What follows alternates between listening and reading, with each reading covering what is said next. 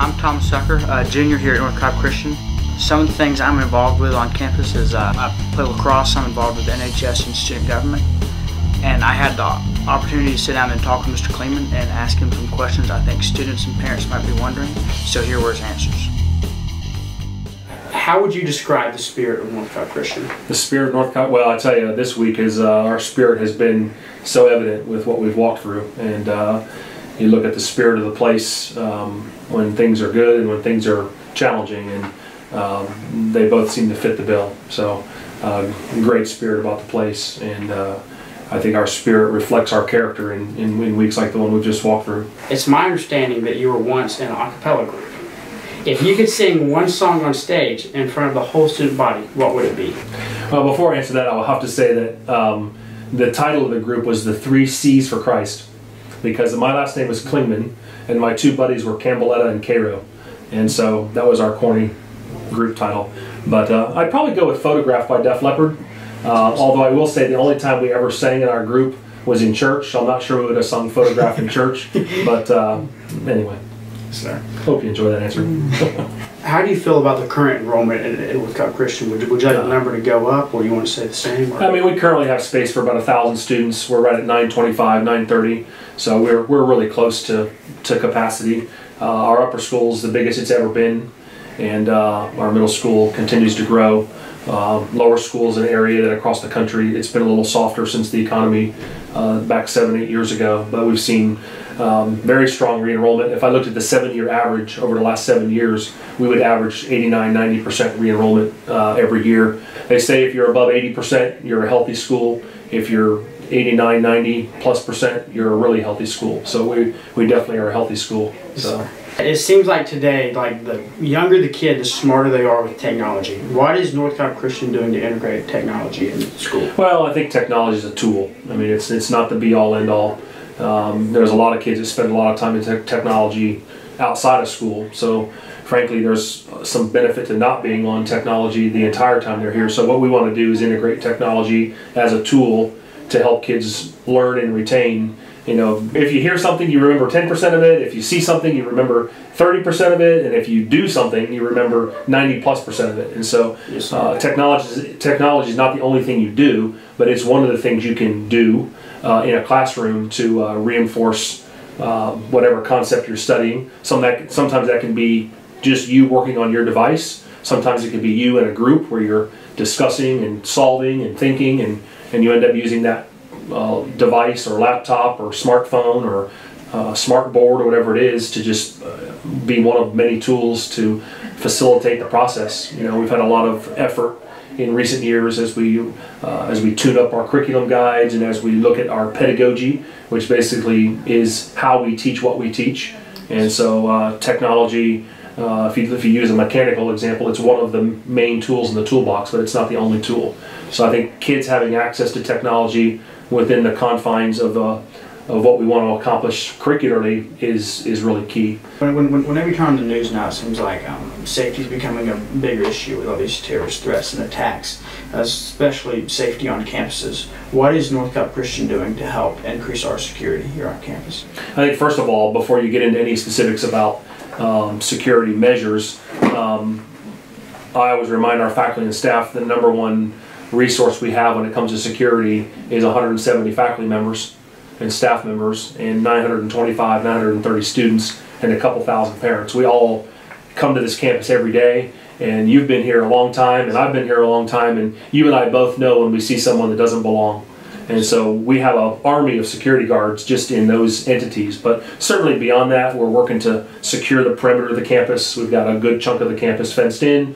We're working through getting the rest of it fenced in, putting in some gates. There will be a day where during school hours you'll have to come through the main drive, and that's the only way you get in or out of campus during school hours. Of course, we'll have to open those arteries during car line and after school for obvious reasons, but so that'll be a measure where people will be checked at the front gate, and you'll have to have, you know, currently you have a student sticker, I have a staff sticker. There will be a day when the parents have a parent sticker, and if you don't have one of those stickers, you won't get into the campus. And of course, we were way ahead of the curve after what transpired in Connecticut several years ago by hiring a sworn police officer from Ackworth to be here every school day during school hours, and that's continued to be the case. We have Anthony Blaine here, who's got his criminal justice degree and served in the Army and worked in the jail system, and brings a lot of experience to the table as our director of security. I've heard kids talk about this. I guess I can get the final say here. Is it true that you can get a high school credit as a middle schooler at North Carolina Christian? There are a couple classes you can take in 8th grade that you can get high school credit for. Algebra 1 and foreign language, either Spanish 1 or French 1, would be some examples of things you could do in middle school to get high school credit. Why would a kid want to do that? Well, either A, they're ready for it, or if you want to be a North Cobb Christian School graduate, but you also want to be in an academy, and maybe you also play the violin, it's hard to pack it all in. So if you can take a couple classes in middle school, or even in the summer, we're starting to offer some high school classes in the summer, then that'll carve out that space so you can meet your own goals. Of course, there's also kids that say, I want to do really well in high school, so maybe I want to take a class early. My own kids last year took health and PE during the summer between 8th and 9th grade, so that they could have a study hall their 9th grade year, just to really have that extra time to get off to a good start in high school. You get 8 semesters in high school, so your GPA is going to start calculating, and you want to make sure and get off to a good, healthy start. What's the one thing we have at North Carolina Christian that you wish you would have had at your high school? Oh my word, the academic menu is well beyond what I was ever exposed to. And then I think probably the student life arena would be something that's just almost infinite, because there's just so many different layers, and you've been a big part of that with your time here, just with where you've been plugged in. But whether it's community service or student government or advisory groups or habitudes or chapel or retreat or spring term, it's just endless. And so honestly, for our kids, it's a matter of picking what are the right opportunities, because at some point one of the things you learn growing up is what to say no to, because otherwise the crazy train just continues to go downhill, and you've got to at some point pick for your own sanity. Yes, so I wished I would have had all these opportunities. So what's your favorite band? My favorite band, I'm a big Journey guy. I noticed Journey and Def Leppard are coming to SunTrust Park here July 1, so I'm not sure if I'll be in town. I might be at Travels Baseball, but that would be a good concert to attend. So on a more serious note, what's the toughest part of your job? Toughest part? I think you have to make big decisions, and you have to make bold decisions. And when you make decisions for a couple thousand people, there's going to be always people that don't like your decision. They don't like the way you made the decision. They don't like the timing of your decision. So you just have to be comfortable enough to step out and do what you think is right. And golly, there's been times I've done that, and I reflect and think I totally blew that. And there's other times where you feel like, hey, I know that some folks didn't like it, but I have total clarity that we made the right decision. And I think as I've gotten hopefully older and wiser, you want to, when you're making the really big decisions, you want to get input from as many appropriate people as possible, so you can make it with eyes wide open. So, but when you're dealing with kids and parents, that's an emotional deal. One day when you have a family, you'll understand, but you're dealing with a lot of emotions and a lot of things there. So you got to really have some good clarity about that. So.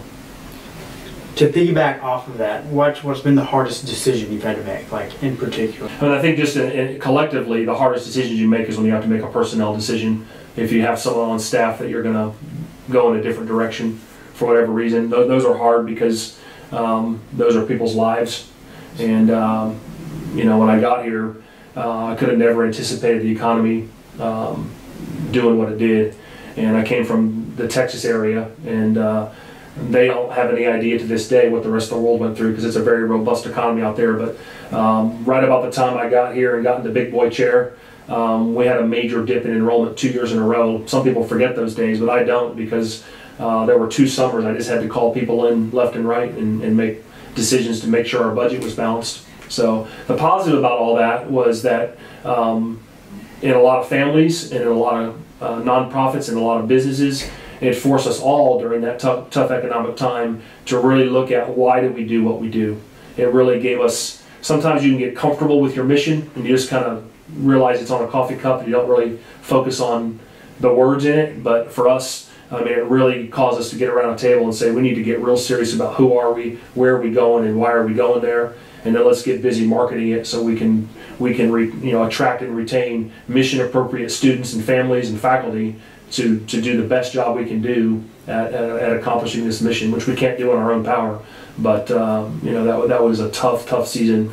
We went from 970 students to 730 students in 24 months time. So you can do the math on that, and I think it's propelled us from 2009 through today, which has been nothing but an upward trajectory by God's grace, to have stable leadership across our school, to expand and broaden and our program and deepen it in some ways. We've had very positive retention of our faculty and staff. Our financial,